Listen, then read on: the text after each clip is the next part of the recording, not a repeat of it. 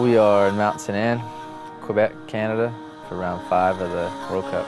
Yeah, we've had a lot of races overseas lately, so yeah, it is nice to be a little bit closer to home for a World Cup. I really like it here. This was my first World Cup back in 2008, and we've been coming every year since.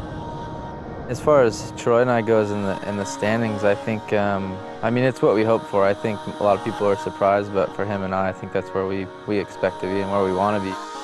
Yeah, it's pretty wild to have, you know, Aaron and I as teammates on Specialized being number 1 and 2 in the points. And yeah, I guess it's a little bit unbelievable for some people, but to me, you know, I've always wanted to be up number 1, and yeah, just to have the number 1 plate gives me heaps of confidence, and then it's also awesome for Specialized. They can't be any more happier, I don't think, right now.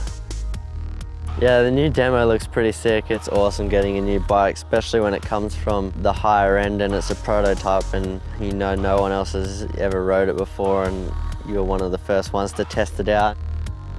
It's been a year or 2 of testing, making sure everything works out well, and it'll be the first time that these guys get to go out and race these new bikes. In the last probably few months, maybe 6 months, Aaron's learned quite a bit on the overall goals, the setups, and what he's after, what I'm after, what Specialized is after. So it works really well that he's so in tuned and so into wanting to test all the time.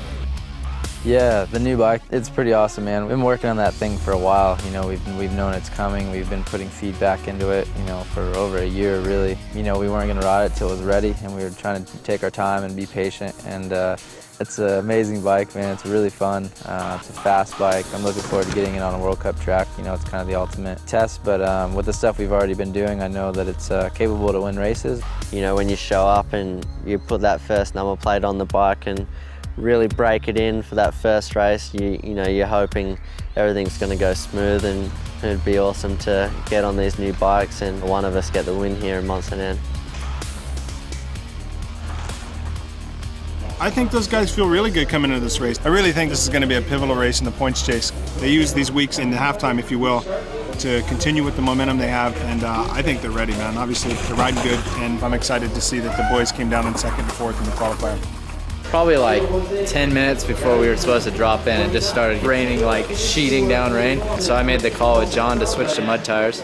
Ended up not being a very good call because it hadn't really gotten like muddy yet, so the traction was actually still pretty good.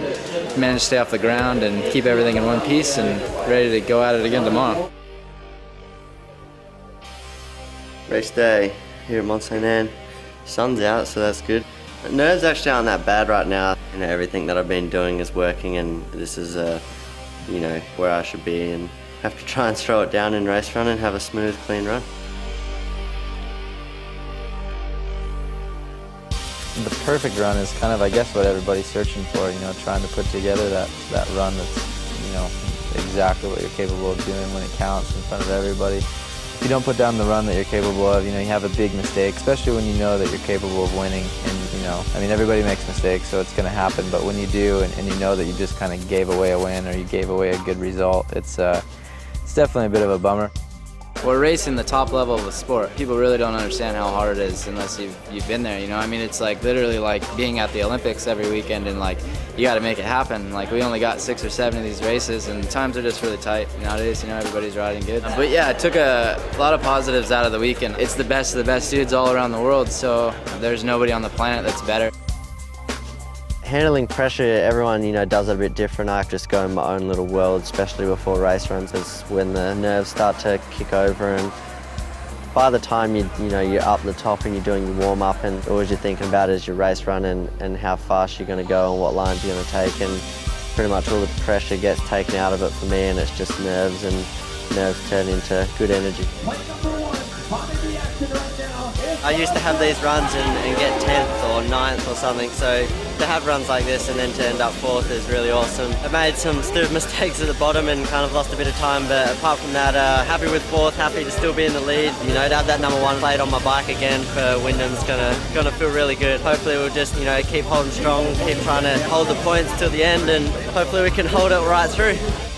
Winning World Cups is hard, man, and that's what makes this whole sport so phenomenal, is because it's the 5th winner out of 5 events. That's a testament to how strong the series is, and that's what makes it so prestigious to win it, you know? Yeah, we're just gonna come out of here and we're headed to Wyndham, back to the States, and see if we can get Gwinny back on top for the Home Country World Cup.